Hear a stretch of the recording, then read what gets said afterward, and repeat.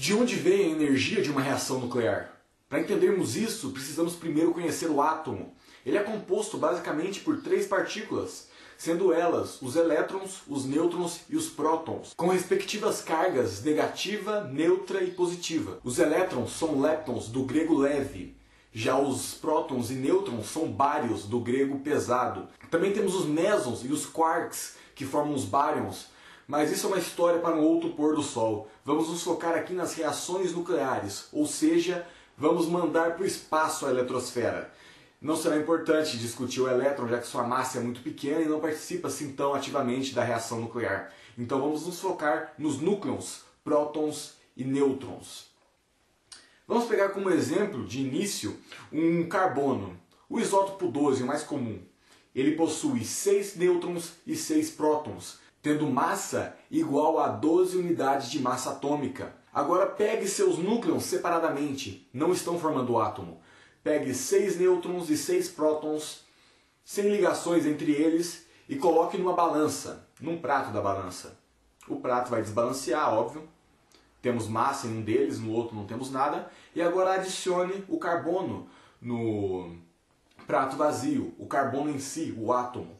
Você vai notar que mesmo assim os núcleons avulsos são mais pesados que o átomo em si. Por que isso? Se um carbono isótopo 12 tem 6 prótons e 6 nêutrons e massa igual a 12 unidades de massa atômica, cada núcleo possui massa equivalente a 1 unidade de massa atômica. Essa é a massa por núcleo. Massa por núcleo é a divisão da massa de um elemento pelo número de núcleos que compõem um átomo. No carbono, como eu já disse, temos 1 unidade de massa atômica por núcleo. Mas os núcleos separados possuem uma massa maior que 1 unidade de massa atômica. O nêutron possui 1,008 e o próton 1,007. Eles são extremamente próximos no quesito de massa, então podemos assumir que eles são iguais. Mas então, para onde foi esse 0,008 de massa faltosa? Virou energia, E igual a mc², a equação de Einstein. A massa do elemento possui uma energia inerente a ela. Quando ligamos núcleos, uma parte da massa vai para a energia, que se transforma em força nuclear forte, e a outra parte vai para a energia comum, que é dispersa durante a reação, como energia cinética, térmica, luminosa e sonora. Ou seja, a bola de fogo gigante que vai consumir você numa reação dessas. De fato, há apenas liberação de energia em elementos mais leves que o ferro. Após o ferro, há um processo contrário, uma liberação de energia negativa, ou seja, uma absorção de energia, porque o átomo se torna cada vez maior e cada vez mais uma força atua contra a força nuclear forte. Essa força é a força elétrica, a repulsão coulombiana. A força nuclear forte é a força mais poderosa do universo, mas o problema dessa força é seu raio de ação. É praticamente a distância entre um núcleo e outro, enquanto a força elétrica tem alcance infinito, ou seja, a somatória das forças de repulsão entre cada núcleo do átomo supera a força de ligação por força forte. Imagine uma fileira de núcleos, prótons e nêutrons em alternância.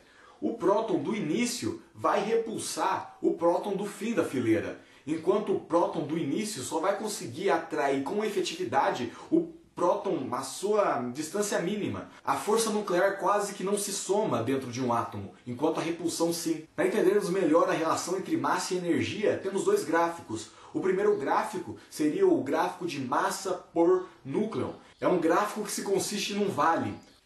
O ponto mais alto do gráfico é o hidrogênio, que possui apenas um próton. Vamos assumir que o hidrogênio que temos aqui possui apenas um próton, já que temos o deutério e o trítio, que tem 3 núcleos e 2 núcleos, não respectivamente, que eu confundi a ordem.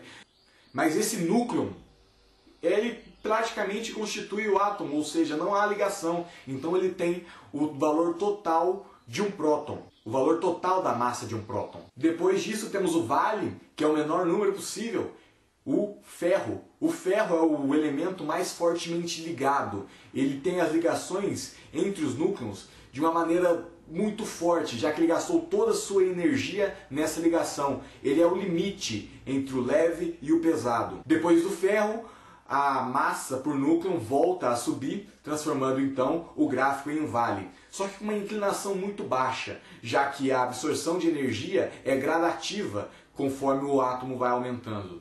Temos como limite o urânio, mas o urânio ele foi o último elemento encontrado naturalmente na Terra, porque os outros elementos podem ter sido tão pesados e tão instáveis que eles decaíram antes mesmo da humanidade existir. Então não temos vestígios desses elementos no planeta Terra. Talvez em supernovas formam-se elementos extremamente mais pesados que o último elemento da nossa atual tabela periódica. Mas é uma coisa que ainda temos que descobrir, não é mesmo? A massa por núcleo começa decaindo porque temos elementos que liberam a energia que eles utilizam para se manterem. Eles vão usar a energia para se manterem ligados. Ou seja, eles vão pegar a energia de sua massa, vão transformá-la em uma força forte e também vão liberar um pouquinho mais de energia fora da reação.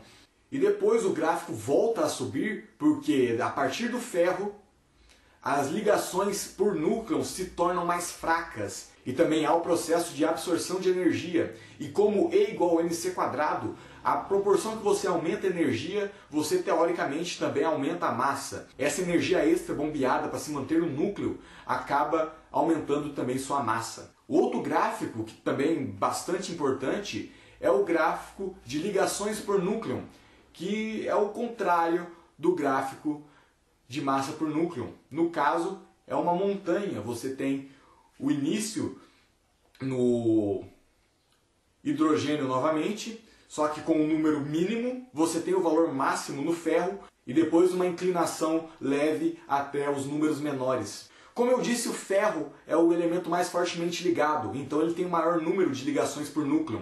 E o hidrogênio, como praticamente não tem núcleos, apenas um, ele não faz ligação nenhuma. E depois do ferro, as ligações vão diminuindo por causa da força de repulsão coulombiana. Quanto mais repulsão se tem, mais difícil fica manter sua ligação. No início desse gráfico, temos um aumento no número de ligações por núcleo, porque ainda temos energia potencial nuclear inerente à massa do átomo. Depois disso não temos mais, depois do ferro não há mais, então começa a decair por causa do bombeamento de energia e da repulsão coulombiana. Para entendermos melhor as ligações por núcleos, podemos usar o exemplo do Newton. Newton é um bombadinho que só treina a parte superior do corpo, então ele não faz a perna porque acha que é coisa de menina. Os braços dele são como a força nuclear forte, enquanto as pernas são a força elétrica de repulsão. Agora imagine que por algum motivo uma fileira de bombadinho resolveu se formar. Agora por um outro motivo todos eles deram-se as mãos, de modo com que cada um ficasse unido ao outro pelo braço, só que as pernas começaram a fazer um movimento contrário à união do braço, ou seja, a perna se movimentava no sentido contrário ao centro do grupo. Agora vamos ver o que está acontecendo. Cada bombadinho está atraindo o outro bombadinho com seu braço, ou seja, cada núcleo está atraindo outro núcleo com a força nuclear forte. Enquanto as pernas repulsam um bombadinho do outro, assim como a força elétrica repulsa um núcleo de outro núcleo. Agora imagine se mais bombadinhos fossem adicionados nos extremos dessa fileira. Teríamos mais força de repulsão. A mesma coisa acontece com o átomo. Quanto mais núcleos adicionamos, maior a força de repulsão. E os bombadinhos vão perder a força nos seus braços para se manterem. Então eles vão diminuir suas ligações um com o outro.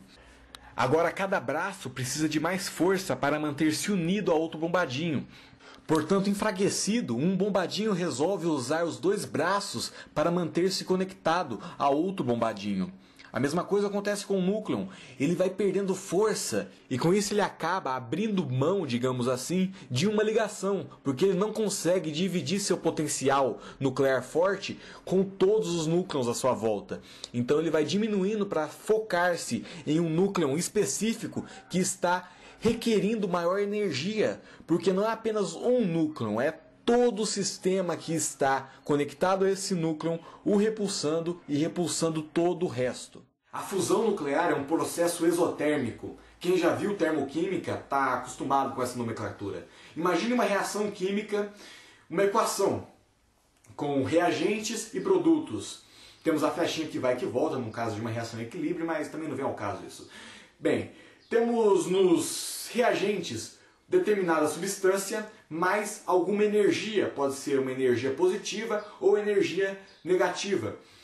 Esse sinal da energia determina qual tipo de reação é. Se temos uma energia positiva nos reagentes, quer dizer que a energia também foi usada como um reagente, ou seja, os reagentes absorveram essa energia.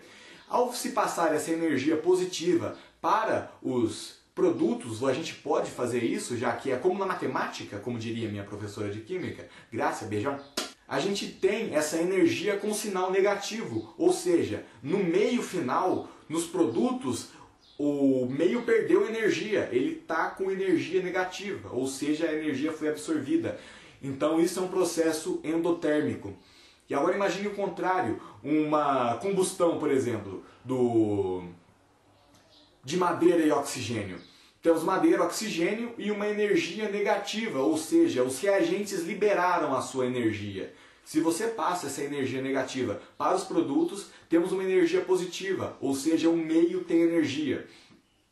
Isso é caracterizado como uma reação exotérmica. A fusão de elementos leves libera energia, já a fusão para elementos mais pesados absorve energia. É por isso que o ferro mata estrelas. A energia que ele precisa para se formar e formar elementos maiores acabam drenando a energia da própria estrela, o que faz ela colapsar contra o próprio peso. O exemplo mais comum de fusão nuclear pode ser a fusão no interior de estrelas. Vamos tomar o Sol como exemplo. O Sol queima por segundo 657 milhões de toneladas de hidrogênio, ou seja, 657 megatoneladas. Essa tonelagem de hidrogênio que é queimada, na verdade é fundida, transformando-se em 653 megatoneladas de hélio. Há então uma defasagem de 4 megatoneladas de massa. Essa massa que foi perdida, na verdade se transformou em energia, no caso, a luminosidade e o calor do Sol que nos atinge todo dia. A fusão é análoga à combustão comum, mas com uma diferença, não é necessário oxigênio. O início do processo de fusão termonuclear se deve às altas temperaturas e à alta pressão no interior de estrelas. Isso carrega os átomos com bastante energia cinética. Essa energia cinética podemos dizer que dá bastante velocidade para os núcleos dos átomos.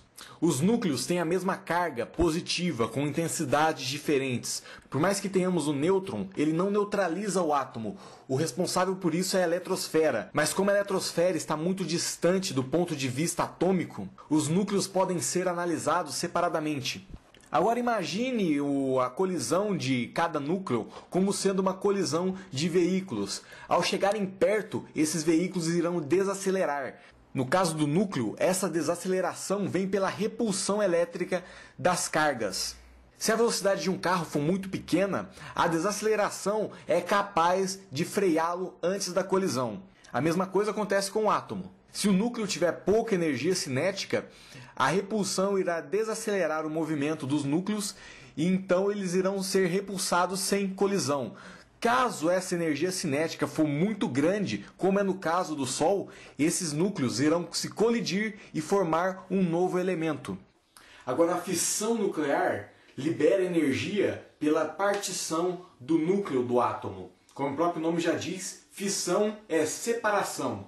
Imagine agora um elemento X com 50 núcleons e um elemento Y que seja o dobro dos núcleons, ou seja, 100 núcleons.